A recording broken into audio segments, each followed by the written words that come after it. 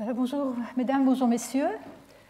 Aujourd'hui, nous allons continuer notre tour d'horizon des connaissances sur la limite entre la lithosphère et la sténosphère dans les océans et sur la nature de la zone à faible vitesse. Alors j'aurais dû mettre ici océan puisqu'on va réserver le dernier cours au continent, donc le cours dans 15 jours. Je vais continuer à parler de méthodes sismologiques d'abord, et ensuite je vais aborder aussi les connaissances que nous pouvons avoir à partir de la magnétotellurique, pour enfin parler un peu des modèles numériques géodynamiques sur le rôle de la sténosphère dans la tectonique des plaques. Alors, je vous rappelle simplement donc, que la semaine dernière, nous avons beaucoup parlé de sismologie, et en particulier, nous avons abordé certaines méthodes qui permettent de détecter des discontinuités de structure assez franches. Comme donc, la semaine dernière, j'ai parlé des ondes SCS multiples, donc qui se réfléchissent plusieurs fois à la limite entre le noyau et le manteau, et donc qu'on étudie surtout à partir des séismes profonds, et dont on peut tirer des profils en fonction de la profondeur qu'on appelle profils de réflectivité, qui montrent des énergies aux profondeurs où sont détectés des sauts de vitesse sismique, en l'occurrence des vitesses de cisaillement. Donc ici, ce qui nous intéressait, c'était un saut de vitesse négatif, c'est-à-dire une vitesse qui diminue au moment de la discontinuité, qui est plus faible à plus grande profondeur, qui correspondrait à la limite entre la lithosphère et la sténosphère, donc ce qu'on appelle la discontinuité de Gutenberg. Alors aujourd'hui, on va regarder. Alors ces ondes-là sont utiles dans certaines régions, comme par exemple dans le Pacifique, où on a une station ou plusieurs stations sismiques au milieu de l'océan, dans les îles de Hawaï, parce qu'elles permettent d'échantillonner les bassins océaniques au milieu où on n'a pas de station. Il existe d'autres méthodes qui sont très, très efficaces, et il y en a deux autres dont je vais parler aujourd'hui. Les méthodes basées sur les ondes converties, PAS et SAP, et ensuite les précurseurs aux ondes SS. Alors parlons d'abord des ondes converties PS et SP. C'est la méthode qu'on appelle la méthode des fonctions récepteurs, qui est un nom horrible. Je ne sais pas qui l'a inventé, mais c'est en anglais receiver function. Et sans doute parce qu'elles sont associées à la station, à la structure en dessous de la station. Donc vous avez des ondes de volume de type P ici, mais ça peut aussi être de type S, qui arrivent d'un séisme lointain, qu'on peut considérer qu'elle se propage le long de raies, comme indiqué ici sur cette figure, qui donc montre la structure en fonction de la profondeur et illustre le phénomène pour les discontinuités du manteau supérieur à 410 et 660 km de profondeur. Ces ondes, on considère qu'elles arrivent comme une onde plane, donc toutes les ondes arrivent à peu près parallèles les unes aux autres, et quand elles rencontrent une discontinuité, l'onde P va être réfractée, suivant les lois de la réfraction. Alors, je vous rappelle la loi de la réfraction en sismologie, qui est la même que celle en optique. Essentiellement, quand vous avez un ray sismique, ou comme un ray optique, qui traverse une discontinuité de structure avec des vitesses différentes en dessous et en dessous, le ray va changer de direction pour une question de conservation d'énergie, et l'angle incident et l'angle de la réfraction vont être liés par une relation simple qui, en géométrie sphérique, qui est la géométrie qui nous intéresse ici dans la Terre sphérique, s'exprime comme R, où R est le rayon correspondant rayon à partir du centre de la Terre correspondant à la profondeur de la discontinuité, et R sinus θ sur V est égal à une constante qu'on appelle le paramètre du ray. Et donc ici, on aurait R va s'en aller à cette discontinuité-là pour ce cas particulier. Donc on aura sinus θ1 sur V1 égale sinus θ2 sur V2. Donc si votre vitesse est plus grande, plus élevée dans la couche en dessous, le ray va devenir un peu plus horizontal parce que l'angle va être plus grand pour compenser, pour que le sinus soit plus petit. Parce que, voilà. Et donc la même chose s'applique ici, mais maintenant on regarde à l'envers, on remonte, donc les vitesses diminuent quand on remonte, puisque en général, sauf dans les zones à faible vitesse, la vitesse est stratifiée avec les vitesses qui augmentent avec la profondeur. Donc vous allez avoir un ray qui va faire un angle un peu moins grand avec la verticale, et quand il arrivera à une autre discontinuité, il va encore se réfracter. Mais vous pouvez aussi, contrairement à ce qui se passe en optique, en sismologie, nous avons deux types d'ondes sismiques et elles peuvent se convertir l'une en l'autre.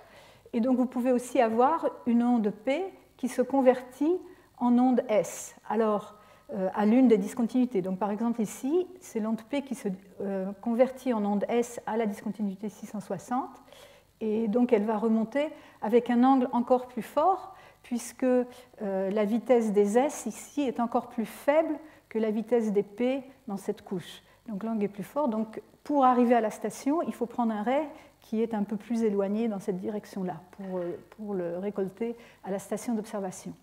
De même, vous pouvez avoir une autre onde qui s'est réfractée normalement à la 660, mais qui se convertit en onde S à la discontinuité de 410, et donc le trajet sera celui-ci pour l'observation en cette station particulière. Et puis, vous pouvez aussi avoir une onde qui se réfracte en P ici, en P là, et qui va se convertir en onde S à une discontinuité plus élevée. Par exemple, ici, le MO, donc la base de la croûte, et donc elle va suivre un trajet beaucoup plus proche de l'onde d'origine, parce que la conversion va être très proche de la station. Et bien sûr, vous pouvez imaginer que si on a d'autres discontinuités ici, en particulier une discontinuité liée à la limite lithosphère-asténosphère, on va pouvoir avoir d'autres conversions. Et donc, ce qu'on va faire, c'est qu'on a une station en trois composantes, donc deux composantes horizontales et composantes verticales. On va exploiter les polarisations différentes des ondes P et des ondes S, et on va ce qu'on appelle déconvoluer une composante par rapport à l'autre pour obtenir aussi un profil où on va mettre en évidence ces conversions à ces différentes discontinuités. Donc ici, c'est illustré dans le cas des discontinuités de 410 et 660 km qui sont les plus fortes, à part la discontinuité du MO qui est toujours proche, très proche de l'onde P. Mais ici, on les voit bien séparées. Et donc, ce sont des ondes qui arrivent plus tard que l'onde P, puisqu'elles ont été converties en S, et S a une vitesse moins grande que la P. On peut faire la même chose en partant d'ondes S qui se convertissent en P. Dans ce cas-là, on appelle ça une conversion S à petit p. Et dans ce cas-là, puisque l'onde se convertit de S en P, elle va arriver avant l'onde S, ce qui présente certains avantages parce qu'on n'a pas autant de bruit généré par le signal de l'onde P à prendre en compte quand on regarde devant l'onde S. Donc deux types d'ondes converties, les ondes PAS et l'onde SAP, qui sont utilisées les unes comme les autres. L'avantage de la SP, un autre avantage de la SP pour ce qui est des études dans le domaine de profondeur qui nous intéresse, disons les 200 premiers kilomètres, c'est qu'en plus de ces ondes converties, il y a des réverbérations, surtout des ondes P. Et quand on regarde à l'avant de l'onde principale, donc ici je n'ai pas apporté d'exemple S, on n'a pas à se soucier des réverbérations dues au MO, par exemple, qui sont des réverbérations très fortes et qui cachent un peu le signal de ces ondes converties. Donc ça, c'était simplement en gros la méthode. Donc des ondes converties. Vous voyez que ces ondes vont être converties près de la station, donc elles vont nous permettre d'échantillonner la structure dans une région assez restreinte, près des stations sismiques. Donc en fait, on n'a pas vraiment on ne peut pas avoir une couverture globale, et en particulier, on ne peut pas avoir une très bonne couverture des océans tant qu'on n'a pas un grand nombre de stations sismiques au fond des océans. En particulier, il y a bien des îles, des stations dans les îles. D'abord, elles sont bruitées, et ensuite, ces îles, en général, sont des îles qui correspondent à une structure assez anormale. Ces îles sont des îles volcaniques, donc une structure des îles de point chaud, en général. Donc, elles ne nous renseignent pas forcément sur la structure, disons, représentative ou moyenne du manteau supérieur sous les océans. Mais cependant, il y a quand même eu quelques efforts d'installation de stations fond de mer, et je voulais vous faire un petit tour d'horizon, mais d'abord parler de deux stations fond de mer, en fait fond de puits. Donc ce sont des stations qui ont été installées non seulement en fond de mer, mais aussi dans des puits de quelques centaines de mètres pour échapper au bruit de fond créé par les mouvements de l'océan, par les vagues et les courants marins. Il y en a 4 en fait, qui ont été installés dans les années 2000, autour de l'année 2000, par les équipes japonaises autour des îles du Japon et des îles Mariannes, de la fosse des Mariannes. Et donc, on va parler de ces deux stations-là, ici WP1 et WP2. Ces stations ont fonctionné pendant plusieurs années, et les données étaient récupérées par robot, c'est-à-dire qu'on envoyait à partir d'un bateau un robot au fond de la mer qui se connectait aux stations pour récupérer les données.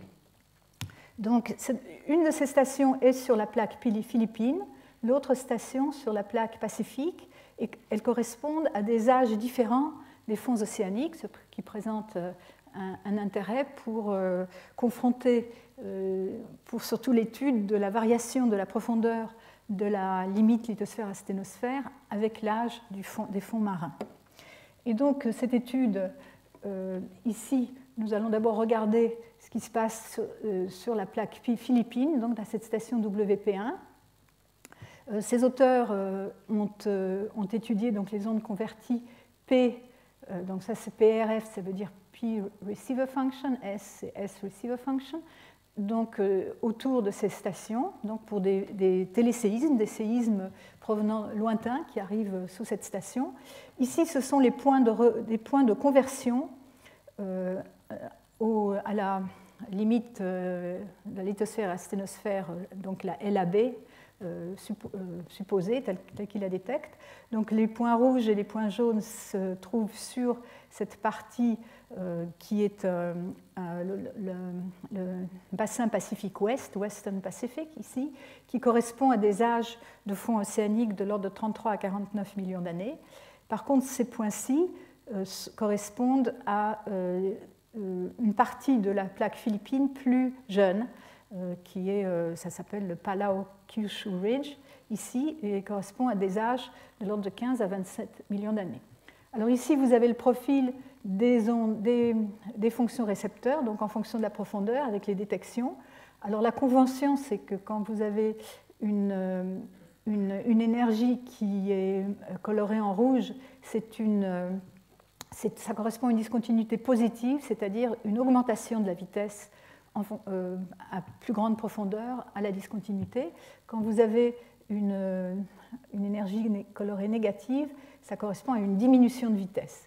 Donc là, on voit très bien le MOO dans les trois cas. Alors ici, vous avez à la fois les ondes converties PAS et les ondes converties SAP. Par contre, sur cette partie-là, vous n'avez que les ondes converties SAP.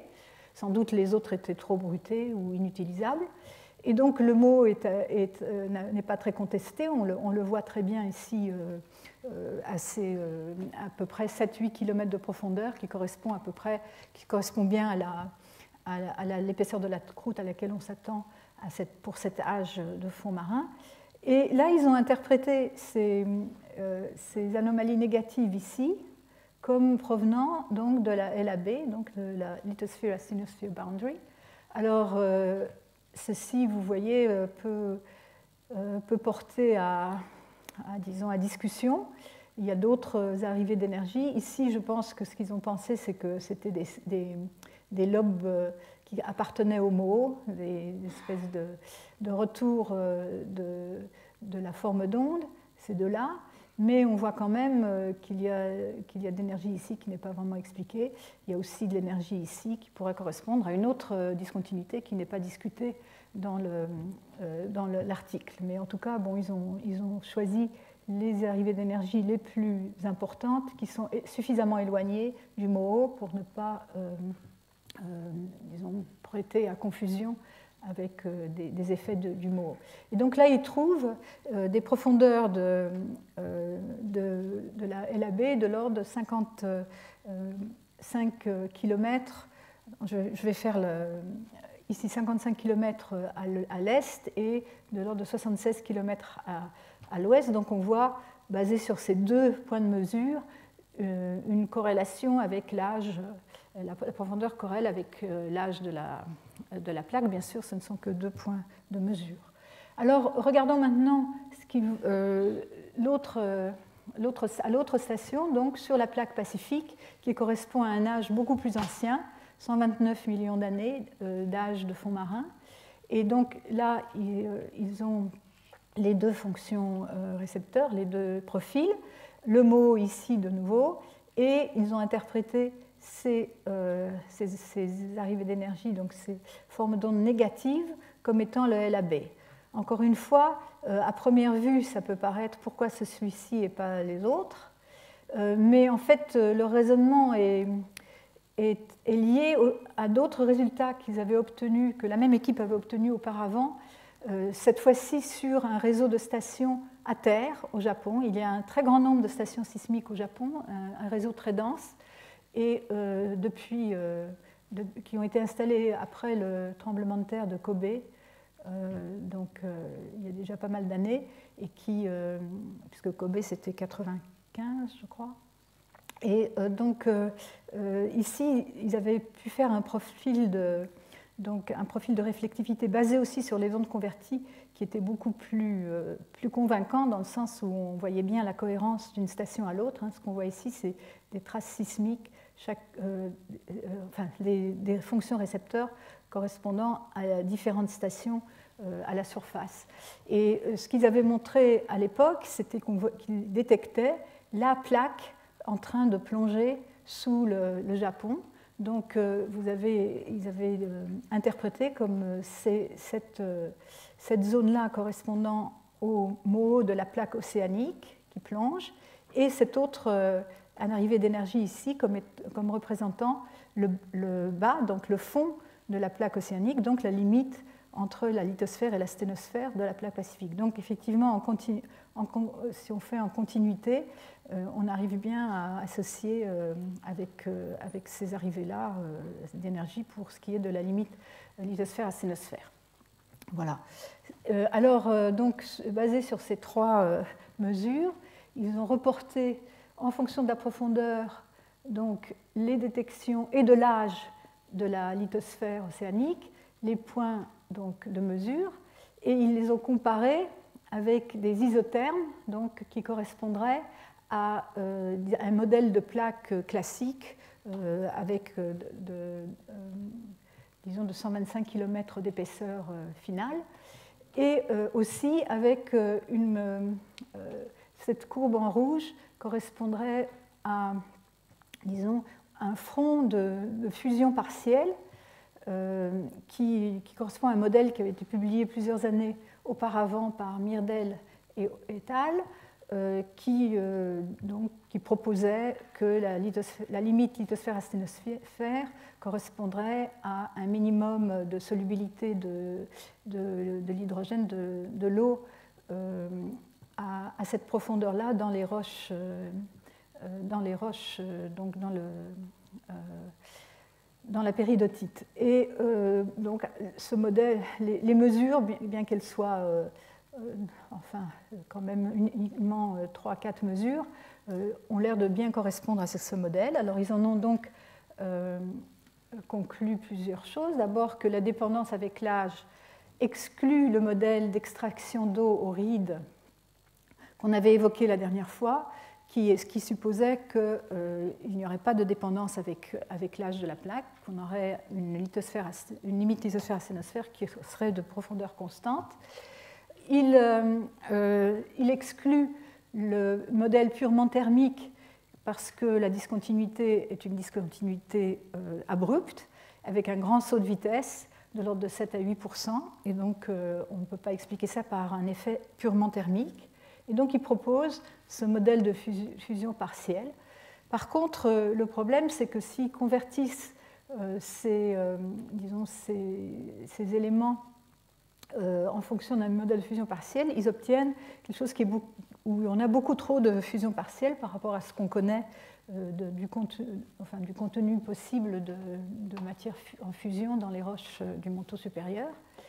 Alors, effectivement, ça correspondrait à de l'ordre de 3,5 à 4% de matière en fusion, ce qui est à peu près 10 fois trop. Alors, ils ont proposé un modèle assez intéressant où il y aurait des espèces de bandes alternées avec de la fusion partielle et sans fusion partielle, ce qui permettrait d'expliquer à la fois une forte discontinuité au niveau de la limite manteau-noyau, de la limite lithosphère à sténosphère, mais avec moins de fusion partielle, puisqu'on considérerait seulement la proportion de fusion de ces lamelles qui contiendraient de la matière en fusion. Alors en faisant ça, ils ont donc montré qu'avec un facteur donc de 1%, si 1% de la matière ici, entre 100 et 200 km de profondeur, est en fusion partielle, ils arrivent à expliquer le contraste de vitesse et aussi avoir un contraste de viscosité à la limite entre la lithosphère et la sténosphère qui est raisonnable, de l'ordre d'un facteur 1000. Alors donc ce modèle donc, a été publié à cette époque-là et donc propose encore une autre possibilité. On avait évoqué l'hydratation, on avait évoqué la fusion partielle mais sans vraiment de preuves à l'appui. Voici peut-être une première indication que cette fusion partielle peut exister en dehors des zones de rides, puisque dans les zones de rides, on n'a pas de controverse, il y a certainement de la fusion partielle. Mais ici, on se trouve à des âges océaniques beaucoup plus élevés. Alors, je voulais faire une parenthèse sur les stations de fond de mer, parce que je pensais que ça pourrait vous intéresser. Cela fait une trentaine d'années qu'on essaye d'installer des stations en fond de mer, mais c'est un projet qui reste ambitieux et reste encore non réalisé dans la pratique. Dans les années, en 95, en fait, on a commencé dans les années 80, vers 1986, à s'intéresser à cette question. Qu'est-ce qu'il nous faudrait, où est-ce qu'il faudrait mettre des stations au fond de mer pour vraiment contribuer de manière importante à l'étude globale de la structure, à la fois, non seulement du manteau supérieur, mais de la Terre entière. On avait identifié, donc il y avait une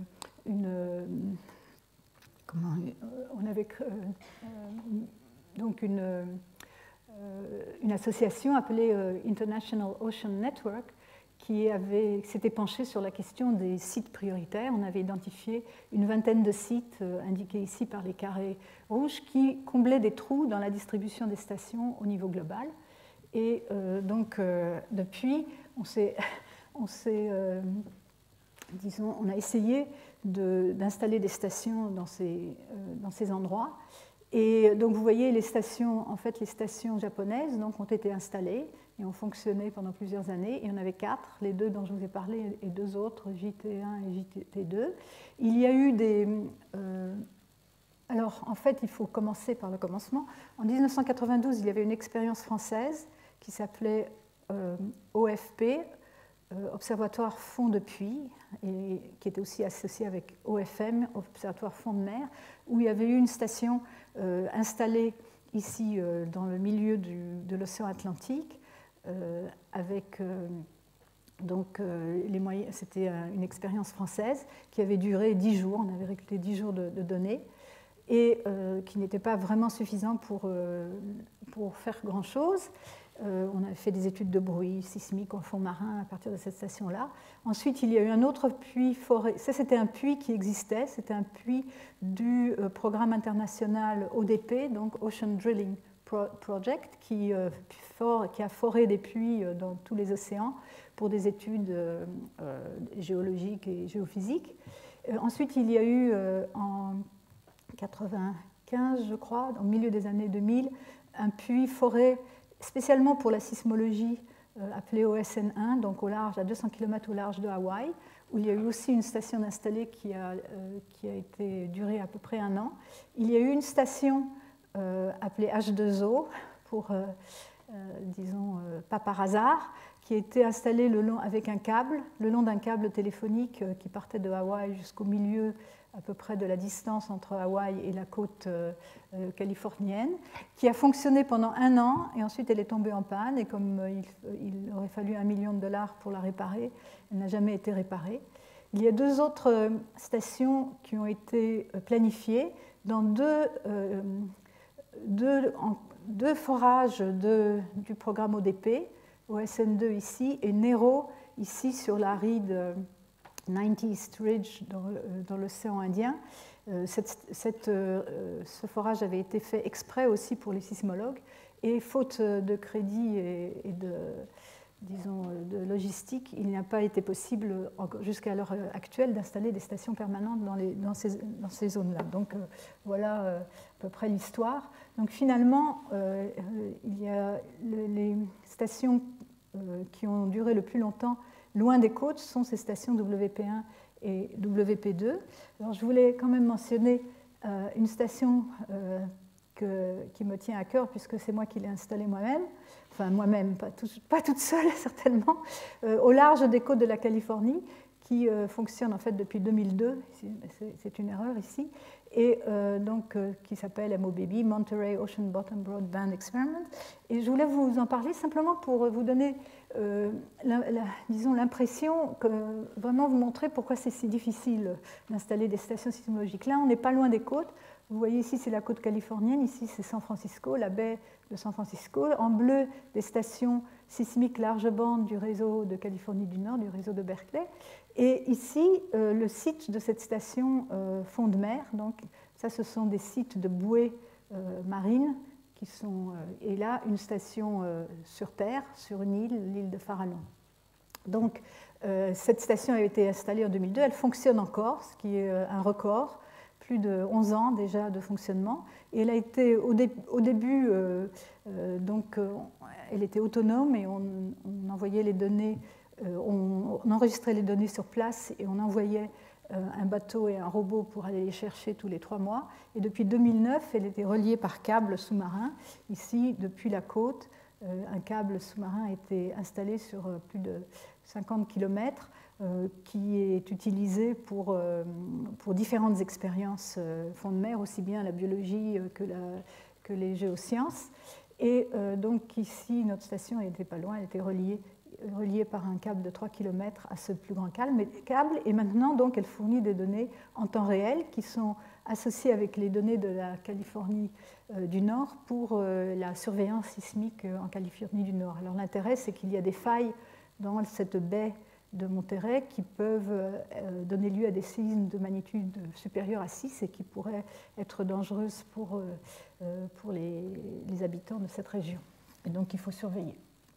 Alors, ces instruments, donc complexes, ici vous avez donc le sismomètre large bande, 3 composantes qui sont incluses ici dans ce cylindre, avec l'électronique tout autour.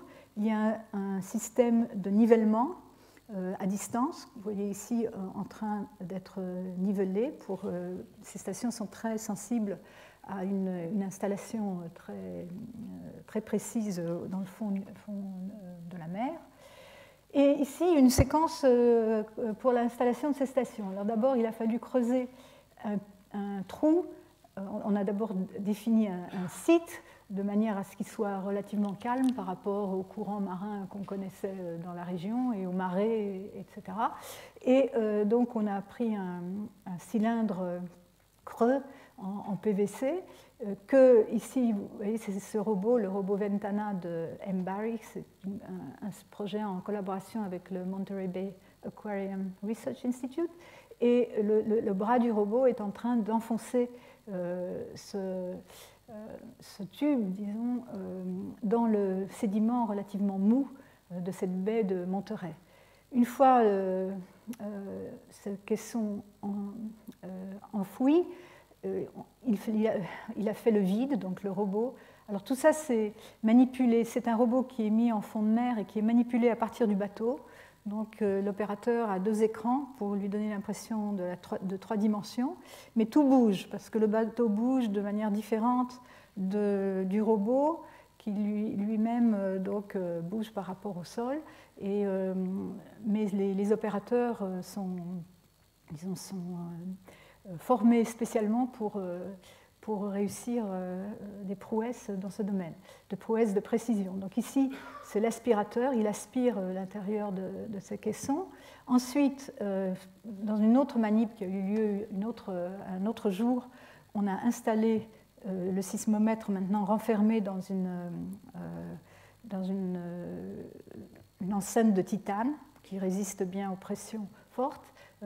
En fond de mer, il y a 1000 mètres d'eau au-dessus, ici. Donc le robot installe le sismomètre.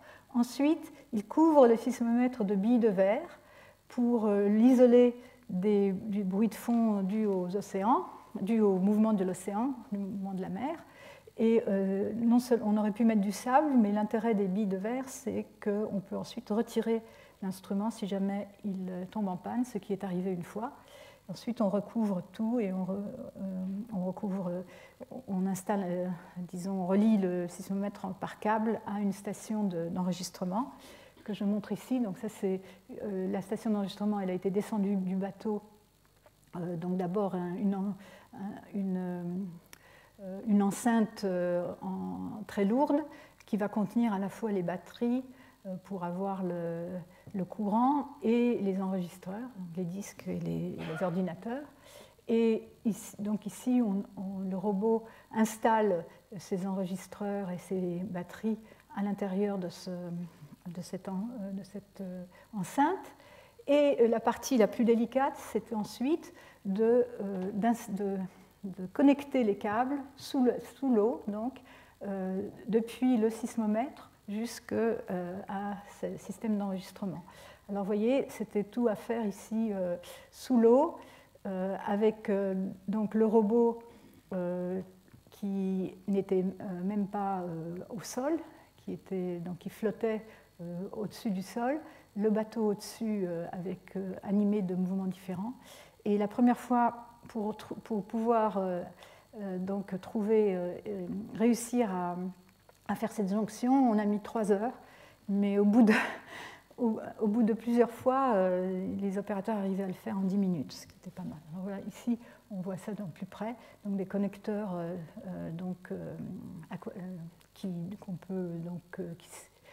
qui sont isolés de manière à ne pas craindre l'eau de mer. Et ensuite, encore une partie délicate qui était d'enfouir le câble sous le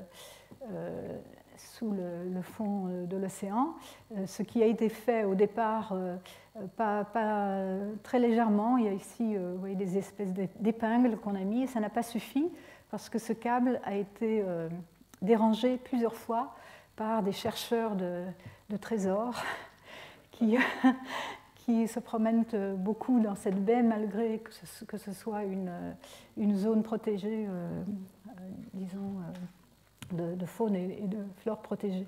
Et donc, plus récemment, on a été obligé de refaire tout ce câble et cette fois-ci, on l'a enfoui vraiment très profondément. Alors, tout ça pour dire, il ne faut pas s'étonner qu'il n'y ait pas encore de station sismique fond de mer très répandue, étant donné les difficultés. Bon, ça, c'est une façon particulière de voir les choses près des côtes. Quand vous êtes au milieu de l'océan, les problèmes sont encore plus difficiles. Alors, ceci dit, revenons donc à nos moutons.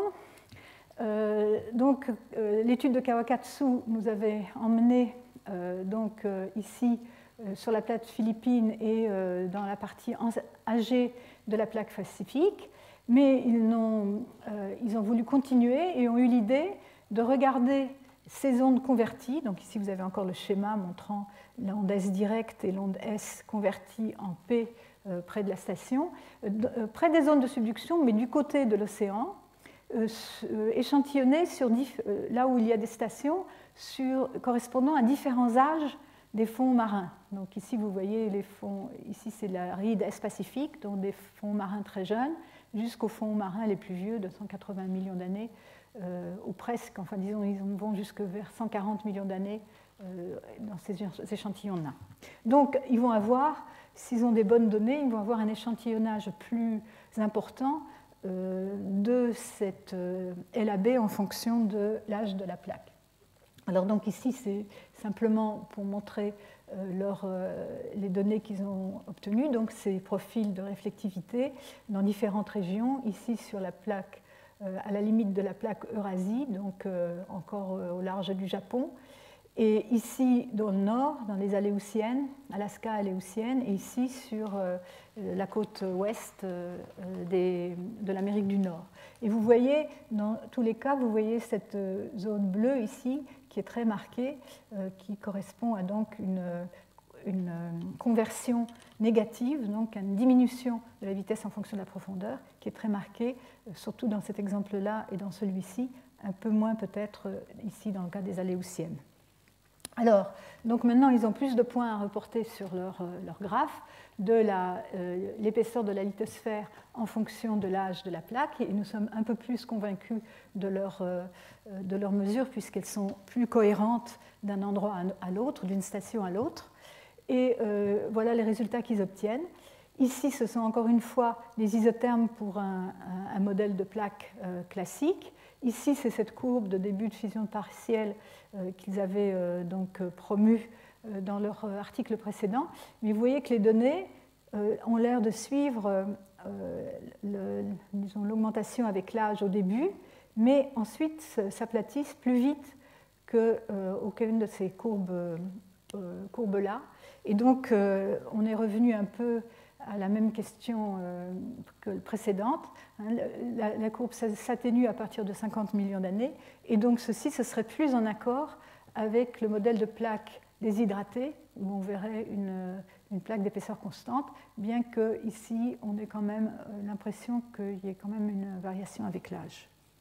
Alors, voyons maintenant le troisième type de données sismiques, qui sont les précurseurs aux ondes SS et PP. Alors, qu'est-ce que c'est? Alors, ce sont des ondes. L'onde SS, c'est l'onde qui se réfléchit une fois à la surface de la Terre. Et bien sûr, vous pouvez avoir des ondes qui vont arriver avant cette onde-là, parce qu'elles vont se réfléchir avant sur une discontinuité, par exemple ici, la discontinuité de 660 km. Et donc là, on va regarder les formes d'ondes on va les sommer sur de nombreuses traces, puisque ces réflexions-là sont beaucoup plus faibles que la réflexion à la surface, qui correspond à la limite entre l'air ou l'eau et la roche, qui donc est une réflexion très forte. Et ces autres réflexions sont beaucoup moins fortes. Ici, vous avez un exemple. Donc, l'onde SS, ici, c'est l'onde de référence, c'est l'onde principale. Et en avant, vous avez ces réflexions à différentes discontinuités. L'amplitude ici a été augmentée d'au moins un facteur 10, je pense, je n'ai pas le facteur exact, parce que ce sont donc pour qu'on les voit mieux, mais elles sont de beaucoup plus faible amplitude que l'onde principale. Ici, on voit celle qui a été identifiée comme provenant de 660, 410. Il y en a une, on voit quelque chose à près de 220 km de profondeur et quelque chose peut-être à 520 km. Toutes ces ondes-là, toutes ces discontinuités-là, on les connaît bien, ce sont les discontinuités de la zone de transition du manteau. Il y a peut-être quelque chose aussi encore plus profond. Ce qui nous intéresse, c'est ce qui se passe beaucoup plus près ici de l'onde principale SS.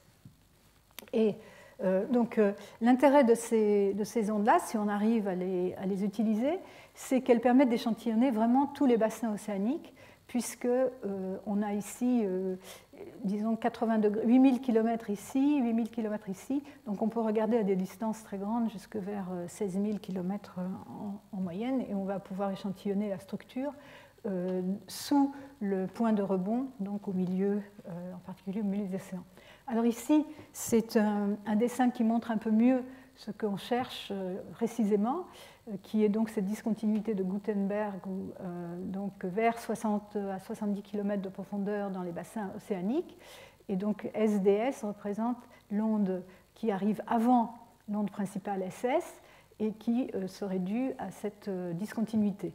Et donc, on verrait dans la forme d'onde, on verrait il y a aussi bien sûr la réflexion sur le mot qui est ici, qui sera plus forte, puisque en général le mot est bien marqué. Et donc on regarde, il faut mettre de côté les 20 secondes précédant la SS, qui est donc polluée par le signal du mot.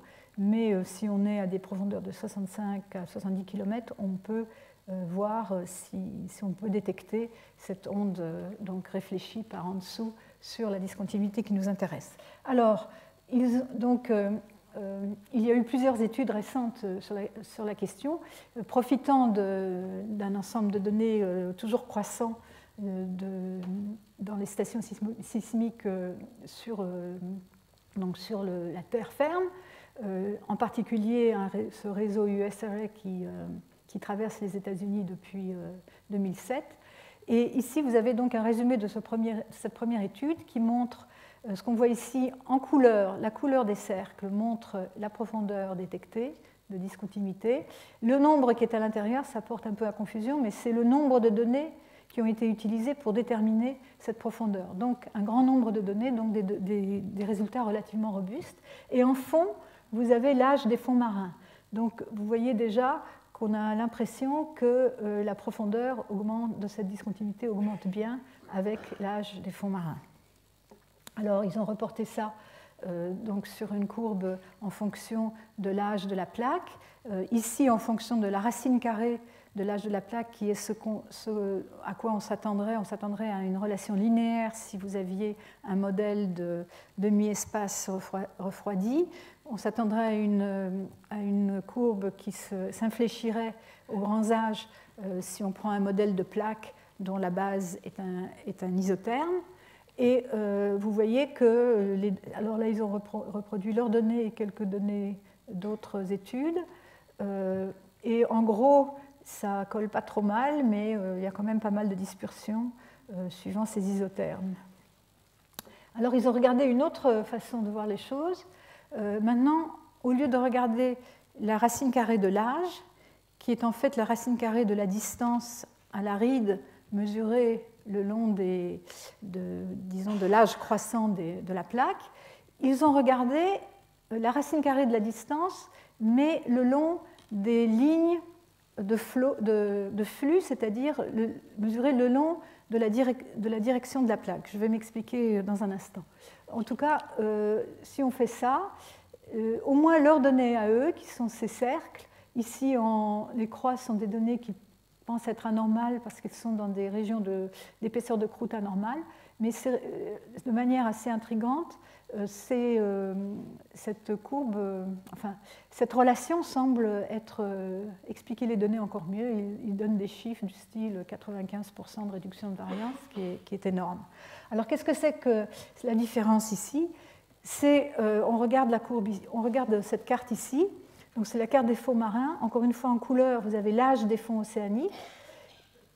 Les coupes ici, A seconde, B seconde, sont des coupes qui auraient été prises en fonction de l'âge de la plaque, donc qui sont perpendiculaires aux isochrones, aux lignes d'âge égal de la plaque. Par contre, les lignes noires sont ces lignes qui vont dans la direction de la plaque, la direction absolue du mouvement de la plaque. Et ceci, c'est une étude qui est parue dans Science il y a quelques années et qui a des résultats très intrigants, qui sont très controversés, mais néanmoins sont tout à fait remarquables. C'est qu'en fait, quand on regarde ce qu'ils ont regardé ici, ce n'est pas les ondes converties, c'est la profondeur du fond marin, et qui est la donnée principale qui a été utilisée pour développer le modèle de plaque, donc le modèle en fonction de l'âge de la plaque. Et quand ils regardent ici, donc ils dessinent la profondeur des fonds marins en fonction de la racine carrée de l'âge du fond marin. Et les modèles de plaques sont ces lignes vertes et bleues. Les données sont ces lignes un peu hachées noires, où il y a pas mal d'irrégularités, mais la ligne rouge, c'est la ligne qu'ils obtiennent en prenant une relation de racine carrée de la distance calculée le long de ces lignes parallèles à la direction de la plaque. Alors, ils ont conclu que le modèle de plaque standard ou classique qui suppose un isotherme à la base de la plaque et que tout se passe en fonction du refroidissement de cette plaque, donc en fonction de l'âge, ne serait pas un bon modèle, mais qu'il faut aller chercher dans la distribution des profondeurs des fonds marins, un modèle où le refroidissement de la plaque serait contrôlé par le manteau en dessous, le manteau en convection qui détermine ces directions de mouvement des plaques. Alors ce modèle, en fait, nous mène d'un modèle controversé qui est le modèle de plaque à un autre modèle qu'on ne comprend pas forcément mieux, qui reste donc un point d'interrogation. Mais en tout cas, tout ça pour expliquer, mais qui est très intriguant à mon avis. Tout ça pour expliquer que ce résultat est quand même intéressant, qu'en fait, la profondeur de la LAB, la profondeur de la discontinuité de Gutenberg, semble aussi être mieux expliquée quand on regarde cette profondeur en fonction de la racine carrée de la distance le long de cette direction de plaque. Alors, donc ces résultats suggèrent que donc c'est le manteau qui contrôle la profondeur de la lithosphère et peut-être la profondeur des fonds marins. Par contre, pourquoi on observe une discontinuité forte à la Gutenberg reste toujours inexpliqué. Alors, depuis, les études se multiplient.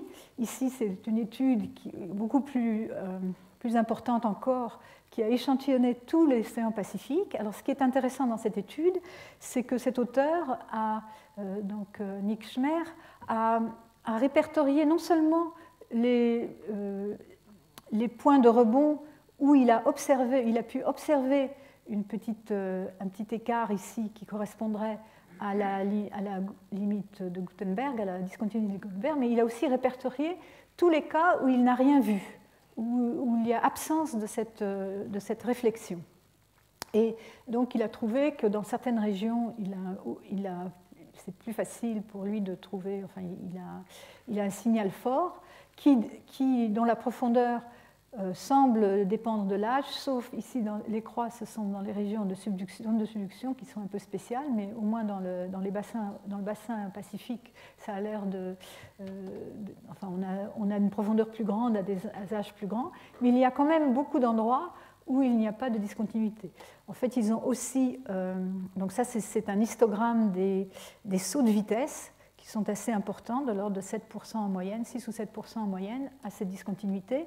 Et en fait, il a aussi détecté une autre discontinuité à plus grande profondeur. Il a une distribution bimodale de ces détections, mais je ne vais pas en parler pour l'instant.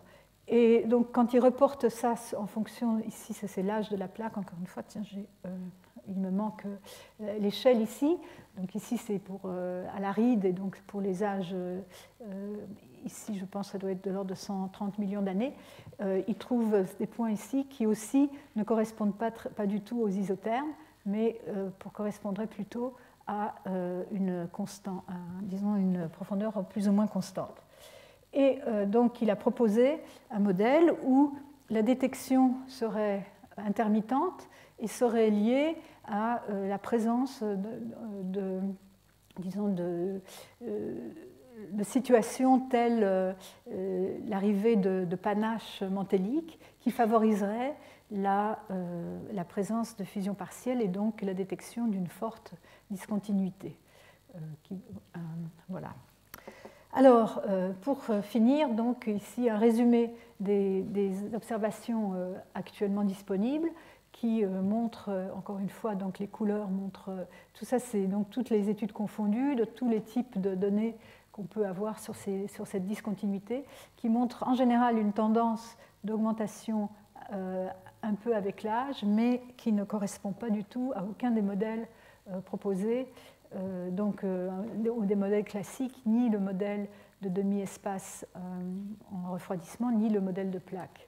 Et de manière intéressante, on a l'impression qu'on détecte aussi ici une discontinuité à peu près à presque 60 km de profondeur, même très près des rides.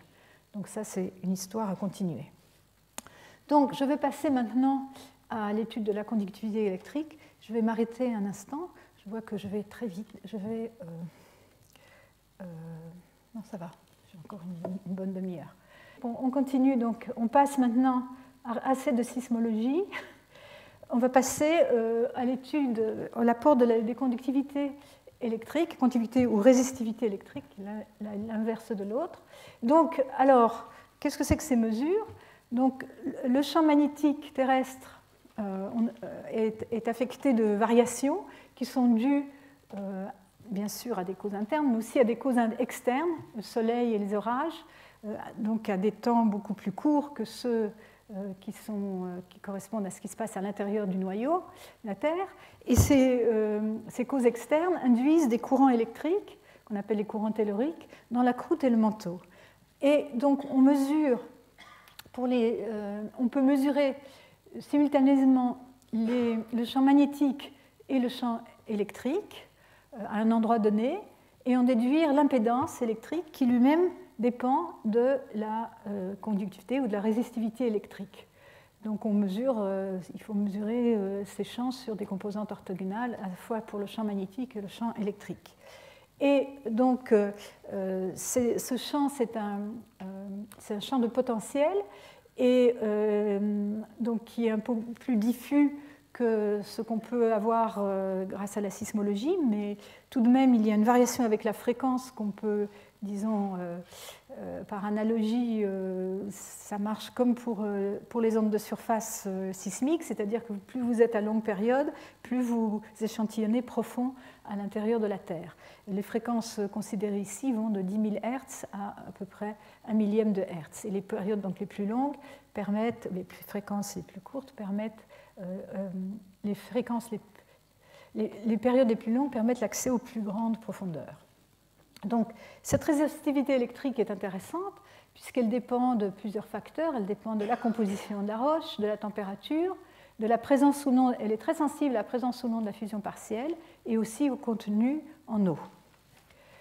Et on va donc faire des comparaisons des mesures de résistivité sur le terrain avec les résultats de laboratoire où on mesure directement la résistivité de la péridotite, donc de la roche prélevée du manteau, la roche sèche. Et donc on va comparer et on va pouvoir en déduire la présence d'eau ou non d'eau, de fusion partielle, etc.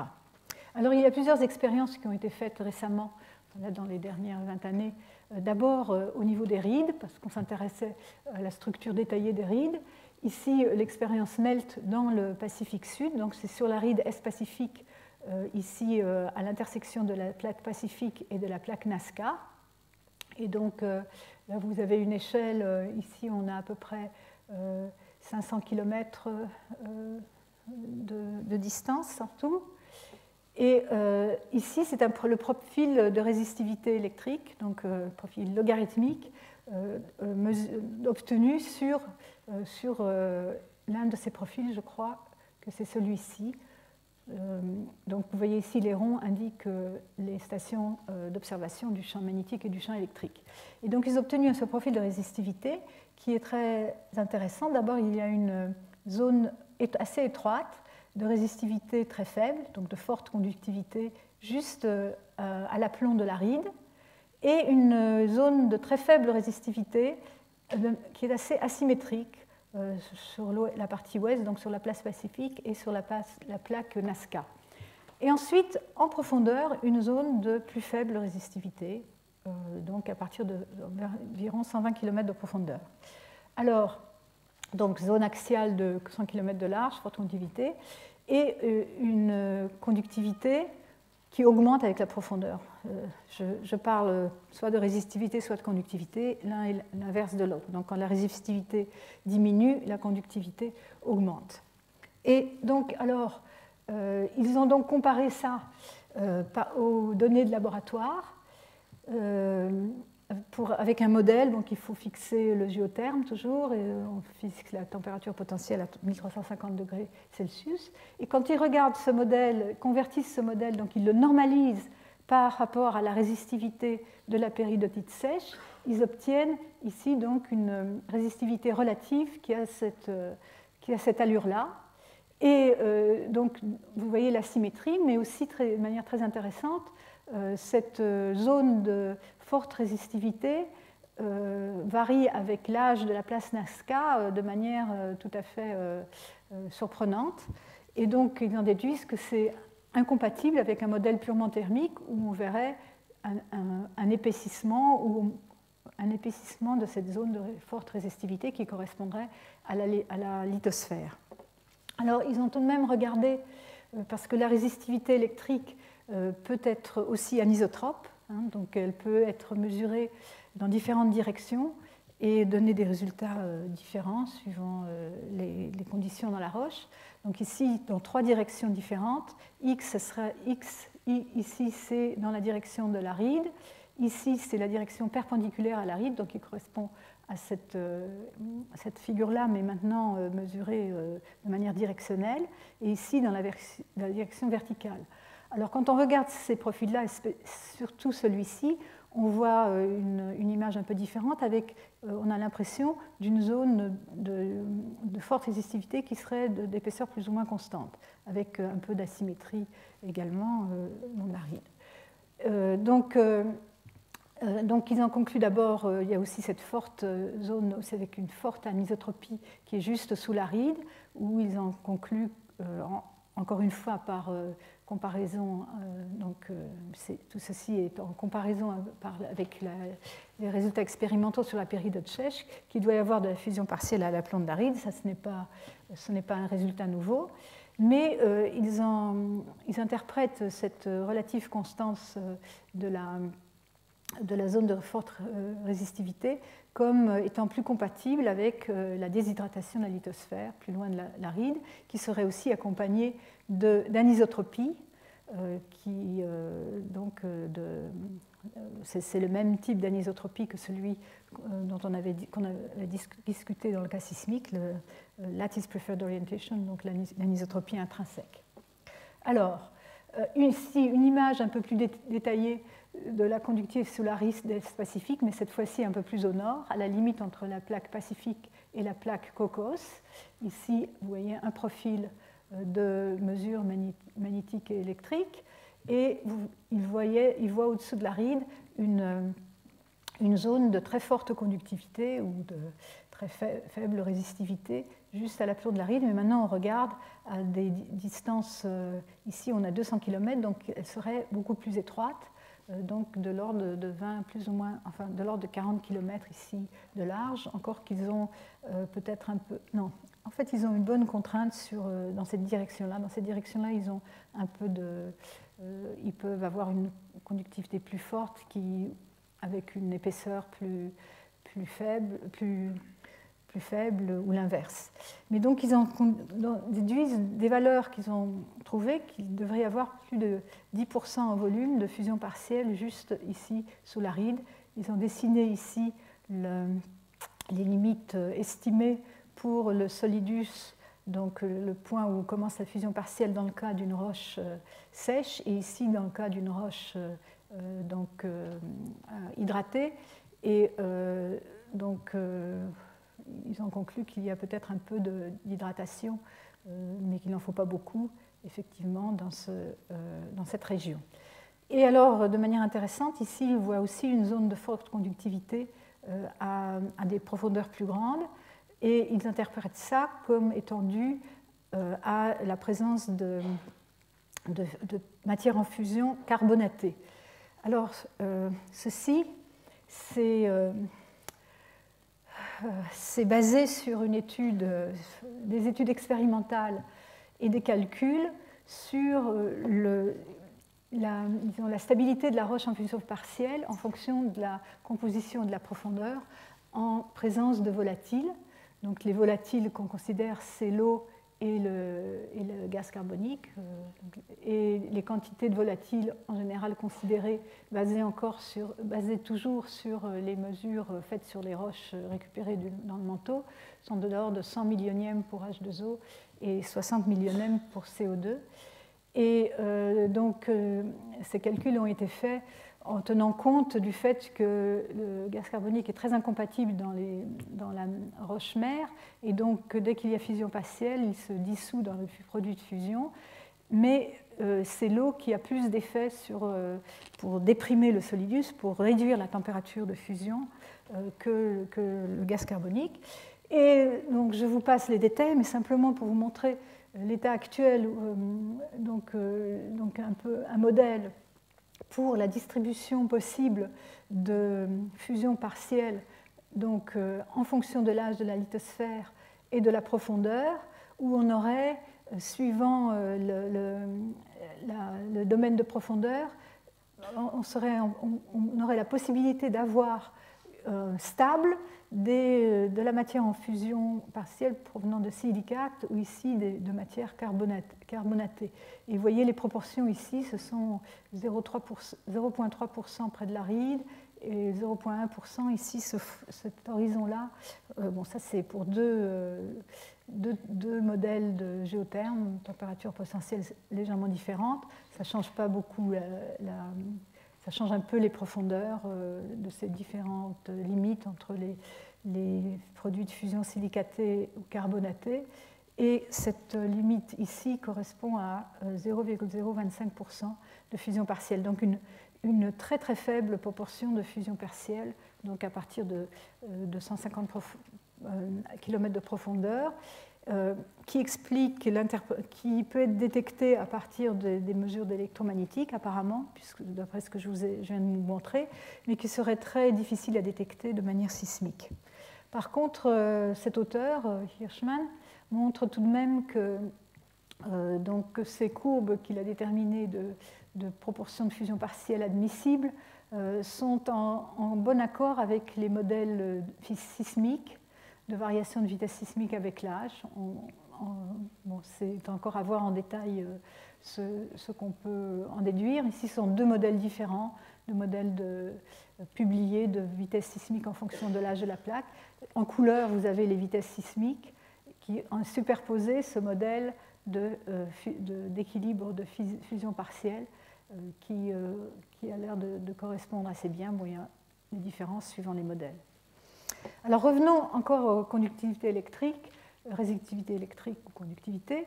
Ici maintenant, une étude vraiment récente, très, très intéressante, qui maintenant a fait des mesures loin des rides, donc sur des âges de plaques beaucoup plus élevés. Ces auteurs ont en fait une expérience ici de l'ordre de un profil de 280 km de longueur. Ce qui les intéressait, c'était de regarder la conductivité électrique au-dessus de la zone de subduction.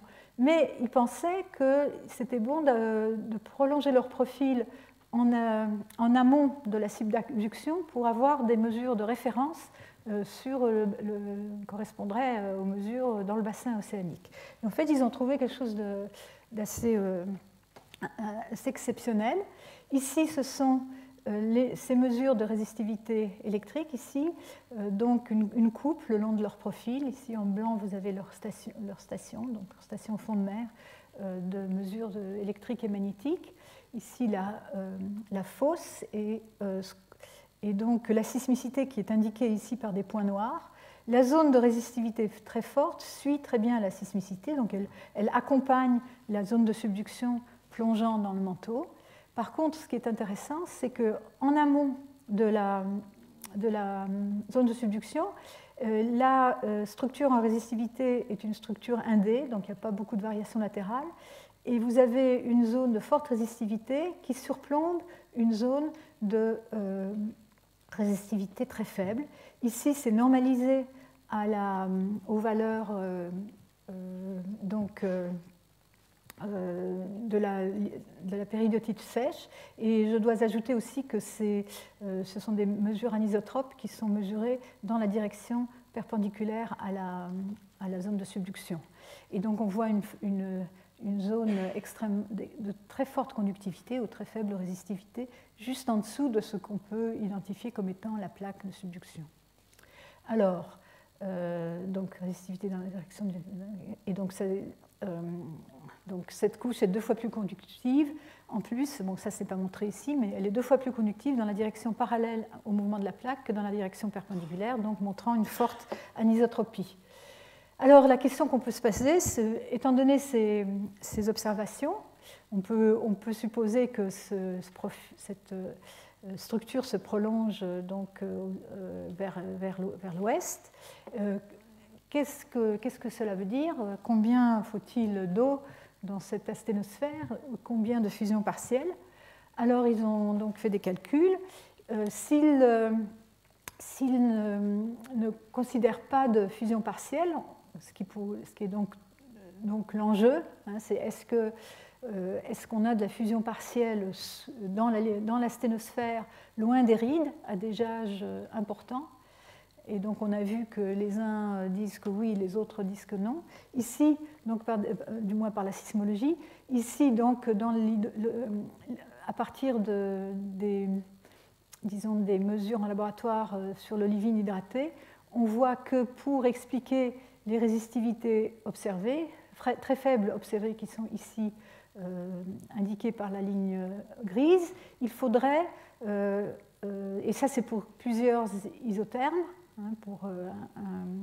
pas isothermes, pour plusieurs géothermes, donc plusieurs températures potentielles, il faudrait à peu près 800, 10 puissance moins 6, 800 millionièmes de contenu en eau en masse, hein, pour expliquer ces observations, ce qui est énorme.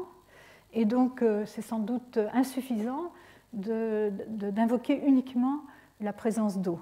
Par contre, si on inclut la fusion partielle avec aussi l'hydratation, on voit que pour expliquer les observations, pour une température potentielle de 1350 degrés Celsius, il suffit de 500 millionièmes en masse d'eau pour expliquer les données, et donc et à plus haute température encore moins. Et donc ça paraît beaucoup plus raisonnable. Et donc ici, donc, ils proposent donc ils proposent un profil ici montrant que vous pouvez avoir de la fusion partielle dès 45 km de profondeur, alors ce qu'on voit ici, on voit les solidus suivant les proportions d'eau, le solidus sans présence d'eau, et puis les solidus à plus faible température, plus la proportion d'eau est grande, comparé à des géothermes, donc modèle ici à 1375-1420 degrés Celsius. Et donc, ils en déduisent que pour un géotherme ici de l'ordre de 1350 degrés et 300 millionièmes de contenu en eau, ils peuvent expliquer leurs données donc, par de la présence à la fois d'eau et de fusion partielle. Alors, ce qui est important aussi, c'est cette anisotropie dans la couche forte de conductivité. Ils proposent que ça pourrait être dû à un réseau d'inclusion fluide qui serait de forme allongée dans la direction du mouvement de la plaque, donc un peu la même chose qu'avait proposé Kawakatsu précédemment du côté de la plaque philippine et ouest Pacifique. Et donc ils proposent que ces inclusions pourrait être mise en place à l'aride au moment de la formation de la lithosphère et qu'elle pourrait subsister au cours de l'éloignement de ces morceaux, de cette partie de la lithosphère, son éloignement à l'aride, jusqu'à la zone de subduction. Et que cette élongation de ces inclusions pourrait être induite par le cisaillement à la base de la lithosphère, donc dû à mouvement de la plaque. Alors, donc pour conclure un peu sur cette nature de la limite lithosphère-asténosphère sous les océans, qu'est-ce qu'on sait? Le comportement de la plaque océanique n'a l'air de suivre ni les prédictions d'un modèle de demi-espace qui se refroidit au cours du temps, ni celui de la plaque dont la base est un isotherme, donc ce modèle classique de plaque qui a été proposé dans les années 70. Les résultats récents semblent être plus favorables au modèle de l'isosphère déshydratée et cette lithosphère serait déshydratée donc au moment de sa formation à l'aride.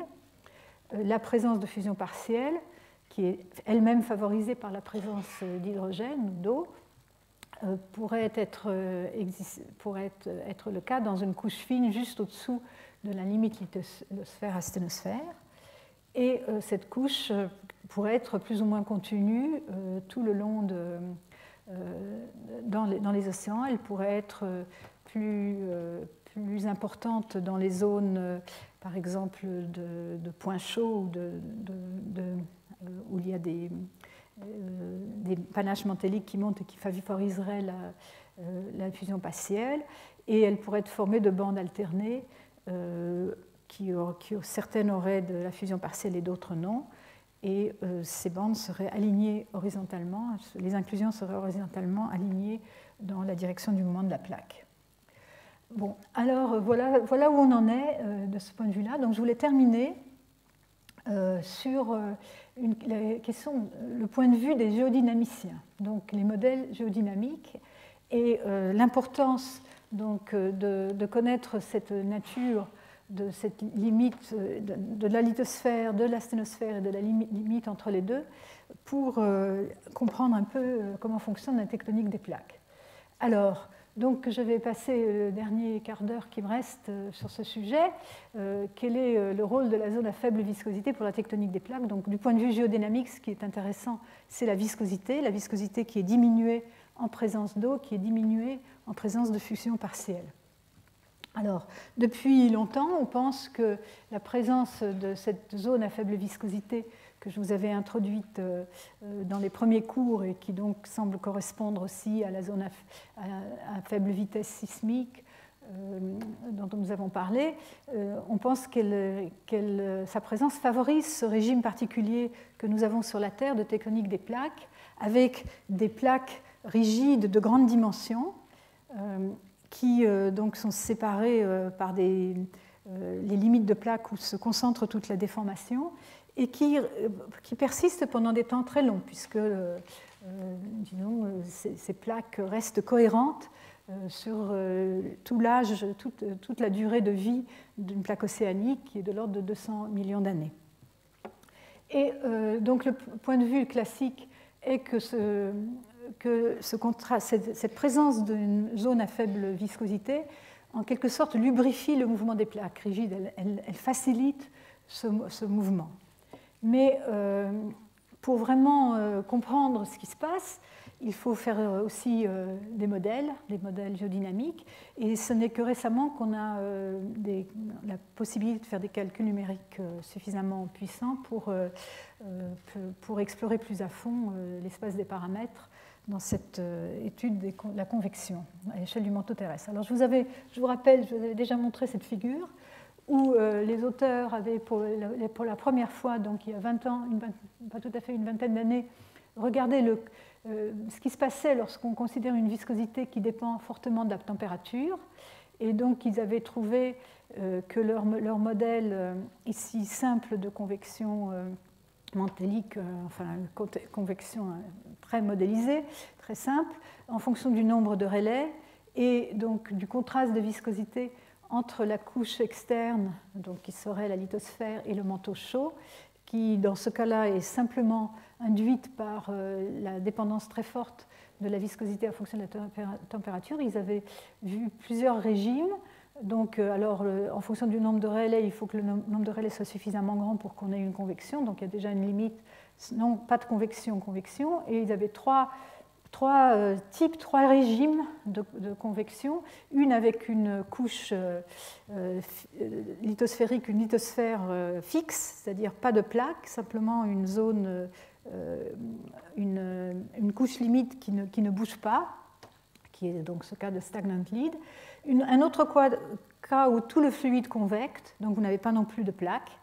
Il y a des cellules de convection qui entraînent le fluide partout.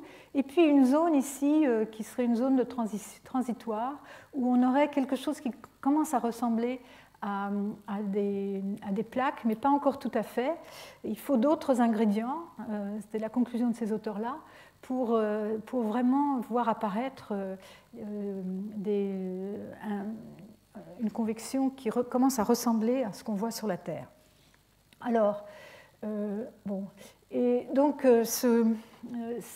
depuis ce temps-là, à la même époque, il y avait eu d'autres études qui avaient regardé ce problème de manière un peu différente, en regardant non pas seulement une variation de la viscosité avec la température, mais aussi une stratification, parce que la variation avec la température par elle-même ne donne pas une stratification très forte, et en particulier, il faut introduire, ils se sont intéressés à la présence d'une variation de la viscosité avec un saut entre le manteau supérieur et le manteau inférieur, dont nous avions déjà parlé, qui est ce qu'on observe à partir des données de rebond post-glaciaire et des données du géolide. Le manteau inférieur aurait une viscosité plus grande d'un facteur au moins 30 par rapport au manteau supérieur.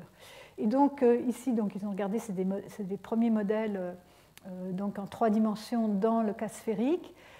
Ici, c'est un modèle de référence donc isovisqueux, c'est-à-dire la viscosité ne dépend ni de la température, elle n'est pas stratifiée, elle est constante. Ici, c'est le champ des températures, donc représente à partir de 250 km de profondeur. Et donc, vous voyez les températures, ce qui est bleu et froid, ce qui est vert et jaune et chaud. Et il compare ceci à la même chose, avec aussi isovisqueux, mais une viscosité 30 fois plus faible. Ce qu'on voit la différence, ici, ils ont des zones descendantes comme assez linéaires, et dans le cas où la viscosité est plus faible, vous avez des espèces de panaches froids qui descendent, mais aucun de ces cas ne ressemble vraiment à la Terre. En particulier, il n'y a pas de panache montant restreint sur des zones linéaires comme les rides océaniques. Un autre diagnostic, c'est le spectre des hétérogénéités qu'on peut relier aux observations sismiques. Alors, qu'est-ce que c'est que ce spectre ? C'est toujours dessiné en fonction du degré de l'harmonique sphérique. Alors, les harmoniques sphériques, c'est une façon de représenter les fonctions sur la sphère. Et en détail, le détail importe peu, mais ceci, c'est, disons, la longueur d'onde. Les plus grandes longueurs d'onde sont ici à gauche. Les très grandes longueurs d'onde, disons 10 000 km, ici les plus courtes longueurs d'onde. Et donc, on regarde quelles sont les longueurs d'onde représentées dans ces modèles. Et on trouve dans ces deux cas des spectres assez différents, mais plutôt ici un spectre blanc, c'est-à-dire à peu près toutes les longueurs d'onde représentées sur une large bande de longueur d'onde. Et donc longueur d'onde spatiale, hein, c'est donc la taille des hétérogénéités, si vous voulez. Et ici, plutôt un spectre qu'on dit bleu, c'est-à-dire qui est dominé par les longueurs d'onde courtes qu'on voit bien. On voit bien ces espèces de taches d'assez faible diamètre ici.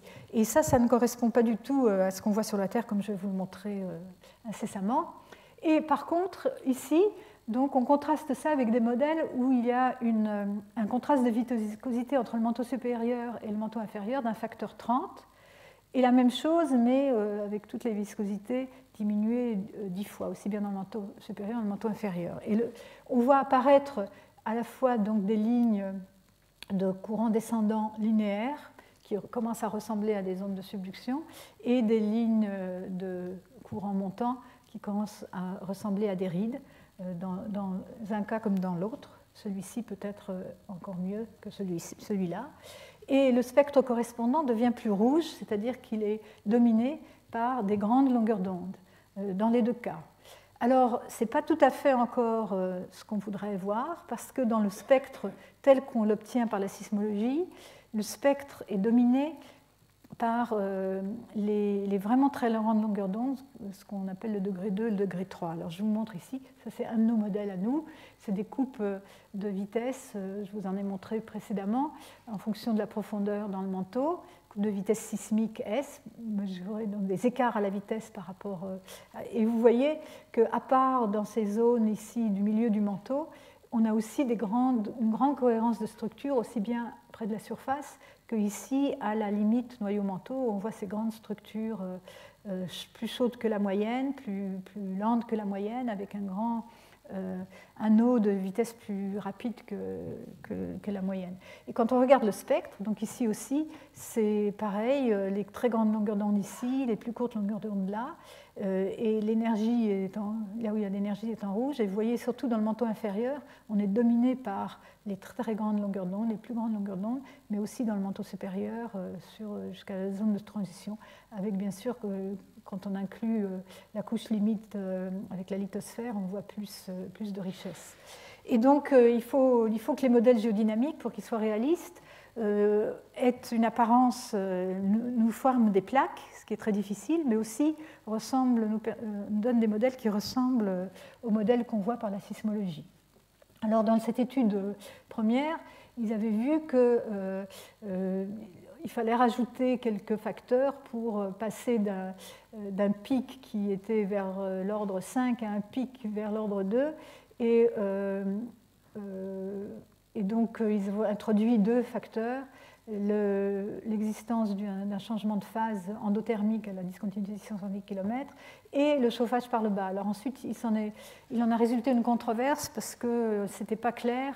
Est-ce que c'était la transition de phase endothermique qui était importante ou le chauffage par le bas?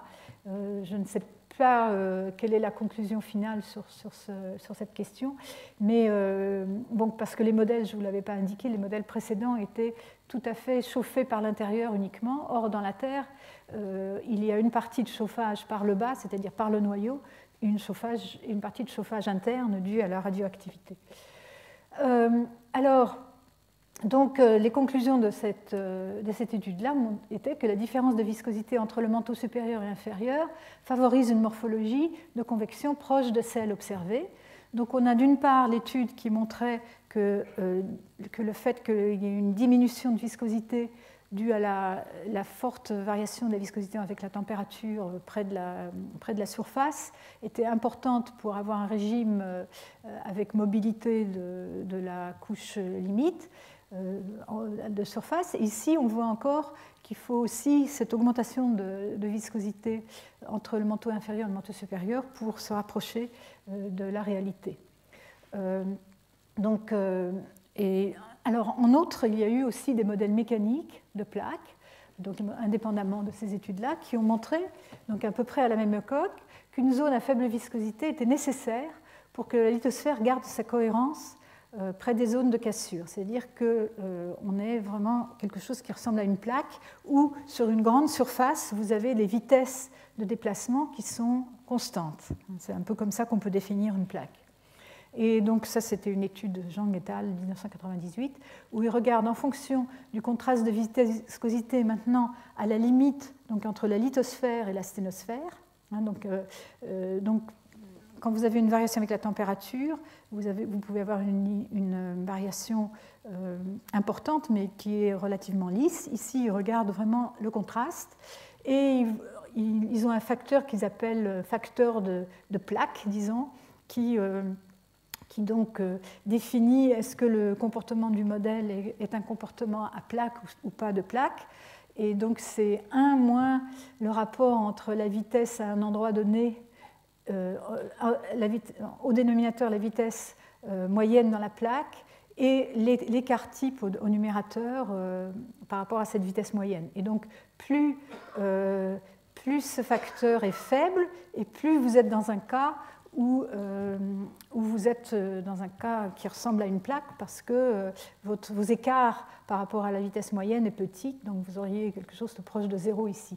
Et effectivement, il voit que lorsqu'on a un grand contraste de viscosité à la limite lithosphère-asténosphère, vous obtenez des modèles qui ont un caractère de plaque beaucoup plus marqué. Il y a un autre caractère ici dont je ne parlerai pas, qui est aussi important pour la Terre. Alors, bon, donc on voit une stratification, et maintenant on s'est intéressé depuis à l'effet maintenant d'une zone à faible viscosité et à son épaisseur. Est-ce que c'est tout le manteau supérieur qui a une viscosité plus faible, et est-ce que ça suffit pour créer des plaques, ou est-ce qu'il faut peut-être une zone encore plus étroite pour favoriser l'existence de plaques lithosphériques? Alors c'est une étude qui a commencé par un modèle modeste, donc un modèle cartésien 2D, parce que les calculs sont beaucoup plus faciles à faire. Une rhéologie newtonienne dépendant de la température, chauffage interne, refroidissement par le haut, et donc pour des niveaux de contraintes de rupture variables pour la lithosphère, parce qu'il faut effectivement toujours préciser la contrainte de rupture, c'est-à-dire la contrainte à partir de laquelle vos plaques se cassent, et vous pouvez avoir donc une séparation de plaques lithosphériques, quelque chose qui est très difficile à réaliser de manière numérique jusqu'à présent. Donc ils ont exploré ici un espace, donc le paramètre suivant ces... ici, ça donne un exemple pour une contrainte de rupture de 80 mégapascal, mais ils ont exploré cet espace des paramètres aussi. Donc vous avez différentes valeurs ici de la viscosité qui dépendent de la température et aussi de la vitesse de déformation dans cette rhéologie newtonienne. Et donc ils imposent l'existence d'une zone à faible viscosité. Alors ici, pour cet exemple, c'est donc à une épaisseur de 500 km. Ils l'imposent en diminuant la viscosité d'un facteur 100 lorsque la température devient supérieure à la température à la base de la lithosphère. Donc ici, c'est la température à la base de la lithosphère. Ça leur permet de manière un peu, soi-disant naturelle, de réduire la viscosité dans la région des courants ascendants, et donc de créer, disons, la possibilité d'ouverture des plaques. Et aussi, ils imposent une base de la zone à faible viscosité. Ici, LVZ, c'est la zone à faible vitesse, et la zone à faible viscosité de manière arbitraire, dans cette étude-là, à 500 km de profondeur, où il y a une augmentation d'un certain facteur qu'ils vont aussi donc explorer. Et alors, ce qu'ils obtiennent, ici, c'est donc ici, ils ont un exemple avec une contrainte de rupture de 80 mégapascal, un saut de viscosité d'un facteur 1000 à 500 km de profondeur. Et donc ici, ce qui est représenté, c'est la viscosité faible dans cette zone. Donc ici, on est à 500 km de profondeur. On voit et viscosité forte par ailleurs. Ici, c'est la distribution des températures. Donc ici, vous avez vos zones descendantes, ici, avec les viscosités plus fortes. Ceci peut être contrasté avec un modèle où... Et donc, ce modèle-là, ils disent que c'est un modèle qui est un modèle de plaques. Vous avez ici des plaques d'une certaine longueur, séparées par des zones de subduction. Et oui, parce qu'on voit ici la zone à faible viscosité, Par contre, la lithosphère, elle est au-dessus. Et par contre, ici, vous avez deux autres modèles avec, suivant des paramètres différents, ils voient un comportement différent. Ici, avec une couche externe rigide, donc le stagnant lead, et ici, avec une couche externe mobile, donc il n'y a pas de lithosphère, ici comme dans le cas précédent. Alors, donc l'espace des paramètres, il regarde en fonction de la contrainte de rupture, en fonction du contraste de viscosité, donc à 500 km de profondeur. Ils voient ce qu'ils observent. Est-ce qu'ils observent cette plaque unique? Est-ce qu'ils observent une mobilité beaucoup trop grande, sans formation de plaque? Ils observent une zone qui est assez large, qui, plus le contraste de viscosité est grand à 500 km, et plus cette zone est large du point de vue de l'éventail de contraintes de rupture qui peut marcher pour avoir un cas avec des plaques. Et donc, ils en concluent qu'un comportement avec plaque est favorisé par la présence d'une zone à faible viscosité sous une lithosphère rigide. Et donc après, ils ont fait ça en 3D, ils montrent que ça marche aussi en 3D. Donc, vous voyez ici, donc, en rouge, des zones à viscosité forte, c'est donc une vue du dessus dans leur modèle, je ne sais pas à quelle profondeur, mais peut-être, disons, 200 km. Non, c'est dans la lithosphère. Vous avez les plaques ici, la vitesse des plaques qui est bien cohérente, hein, comme on s'attend quand on a des plaques, et avec ces zones de viscosité réduite, ici montrant des rides. Alors, la question qu'on peut se poser, c'est pourquoi la présence d'une zone à faible viscosité favorise un certain nombre d'observations. Les structures convectives de grande longueur d'onde, c'était l'article de Bunge et al. Qui montrait donc, que le spectre virait au rouge, c'est-à-dire aux grandes longueurs d'onde, lorsqu'on introduisait une zone à faible viscosité. Hein, donc, il y a eu ensuite des études théoriques qui ont montré que cette zone à faible viscosité permet de canaliser le mouvement de matière et à diminuer la dissipation associée aux cellules de convection de grande échelle. Donc elle permet de maintenir la présence de cellules de convection de grande échelle. Et donc l'autre observation, c'est que donc, quand il y a une zone à faible viscosité, on peut avoir la présence d'une tectonique des plaques qui ressemble à celle de la Terre pour une plus grande plage de valeur de contrainte de rupture. Et pour ça, il y a eu aussi donc, des études théoriques qui ont montré récemment que ça pourrait être dû au fait que lorsque vous avez votre flux de matière qui est contraint, qui est restreint dans une zone relativement étroite d'épaisseur, enfin de profondeur, vous allez amplifier les contraintes qui s'exercent sur la lithosphère et donc favoriser disons, la formation et la persistance des limites de plaques. Et donc, ceci, c'est une illustration de cette dernière étude. En fait, ce qu'ils ont voulu aussi estimer, c'est quelle épaisseur de cette zone à faible viscosité pourrait être nécessaire. Est-ce que ce serait une épaisseur qui couvrirait la moitié de l'épaisseur de la cellule de convection? Alors, donc, ce serait par exemple ici le manteau entier, ou qu'est-ce qui se passerait si on a une zone à faible viscosité qui serait de profondeur ou d'épaisseur beaucoup plus faible? Et donc, ils ont étudié ces différents cas, ils ont observé effectivement des différences assez importantes.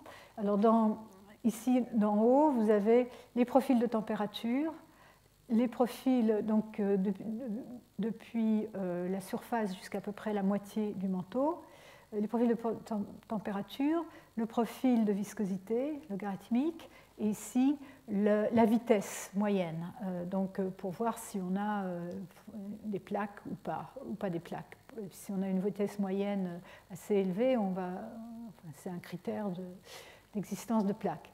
Donc ici, plusieurs cas de contrastes différents, mais une zone à faible viscosité d'épaisseur, ici vous voyez 5% seulement de l'épaisseur du manteau. Et vous voyez, dans ce cas-là, la formation de plaques avec une vitesse moyenne dans la partie superficielle assez bien définie, assez constante. Par contre, pour une asténosphère plus épaisse, on confirme la présence d'un comportement épisodique avec soit un comportement avec une lithosphère rigide, donc pas de vitesse dans la lithosphère, la lithosphère est stable, ne bouge pas, soit des cas où la lithosphère passe à un régime où elle va se renverser complètement, donc complètement disparaître dans l'intérieur. Alors, donc, bon, il y a pas mal de trade-off dans ce genre d'études. Ce sont des études numériques, théoriques, où il y a pas mal de paramètres qui interviennent.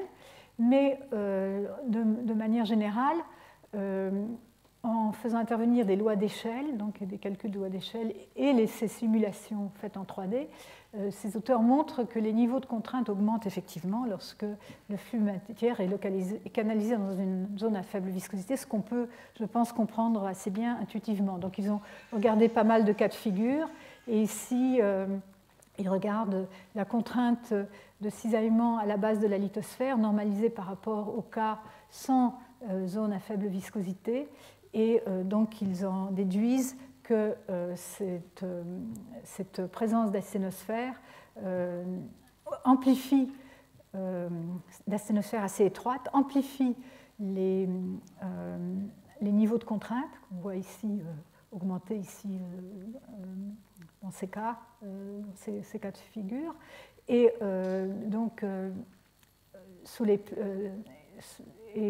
et donc favorise la tectonique des plaques. Donc ici, c'est une discussion qui va continuer, je pense, encore pas mal de temps, parce que c'est pour essayer de comprendre ce qui se passe. Ces auteurs-là proposent donc que c'est l'augmentation des contraintes à la base de la lithosphère qui est le facteur déterminant pour cette favorisation de la tectonique par rapport à la vision plus classique qui est celle d'une lubrification. Simplement la présence d'une zone à faible viscosité permet de lubrifier donc, le mouvement des plaques. Moi, je reste sur un point d'interrogation concernant ce genre de modèle parce que ils prédisent une certaine morphologie de la structure qui semble ne pas être tout à fait en accord avec ce qu'on voit avec la sismologie. Mais disons que ça, c'est un autre débat. Et je crois qu'il faut que je m'arrête là parce que j'ai déjà dépassé mon heure. Merci.